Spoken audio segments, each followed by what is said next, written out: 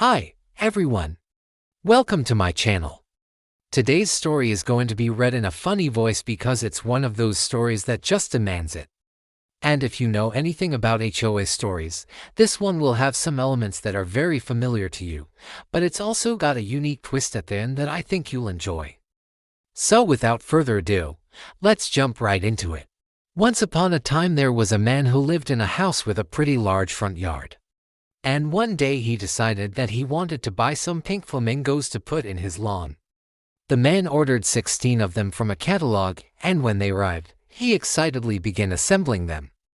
Each flamingo was over 4 feet tall, and the man arranged them in a circle around a small pond in his front yard. It took him several hours to finish, but when he stepped back to admire his work, he thought it looked pretty good. The next morning, however, the man woke up to find a group of women standing by his flamingos shaking their fists. "What do you think you're doing?" one of them demanded. "I'm sorry," the man replied, "but what does it look like?" "I'm just putting up some flamingos. That's not the point," another woman said. "You've violated several sections of our community guidelines, and we're gonna make sure you get fined." "Oh yeah," the man scoffed. "And what exactly did I violate?" The woman pointed to the flamingos. "You can't have more than 3 ornaments in your front yard, and those things are hardly ornaments. They're hideous." "Well, they aren't hurting anyone," the man protested. "They're just sitting in my yard. You don't have to look at them if you don't want to." "That doesn't matter," the woman snapped. "You're violating the rules, and we're gonna fine you $500 for every single flamingo you have out there." "Well," the man said, feigning surprise. "So if I understood correctly, you're saying that I'm only allowed to have 3 ornaments in my yard?" The woman nodded smugly. "That's right. And by the way, your wife's car is parked on the street." "That's not allowed either." "Really?"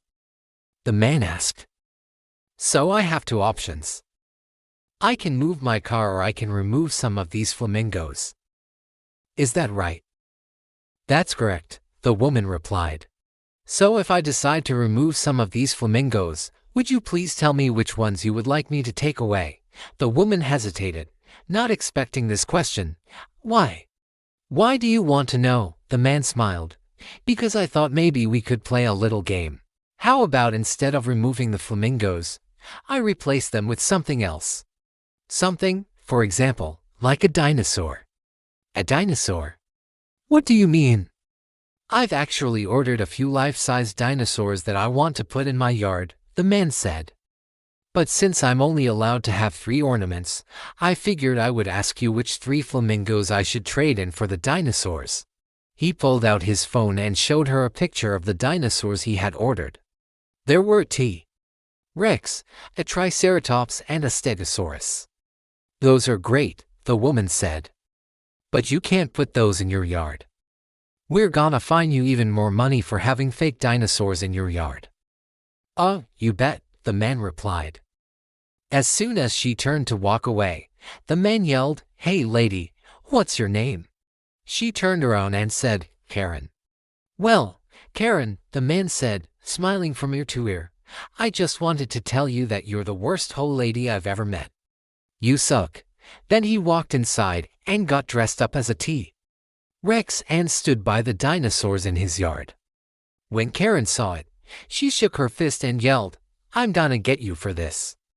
But when she went to call the cops, she found that the man had changed his phone number. And as soon as she posted about the situation on the HOA Facebook page, all the other neighbors started posting memes of the dinosaurs. So Karen ended up looking like the bad guy for trying to get the dinosaurs removed. And the man never got any fines for having the dinosaurs in his yard because they weren't technically against the rules, even though they were kind of against the rules. Anyway, I hope you enjoyed that story. If you did, please leave a like and a comment down below. And if you'd like to hear more funny stories like this one, then definitely consider subscribing because honestly, some of the best stories are the ones that are true. This story comes from a Reddit user. And if you'd like to submit your own story to be featured on my channel, then you can do so through the link in the description. I respond to every email I get, so feel free to reach out. And as always, I want to thank everybody who has supported me so far. You guys are helping me to make a living doing the only thing I love, which is telling stories. So thank you. And until next time, remember John shot first.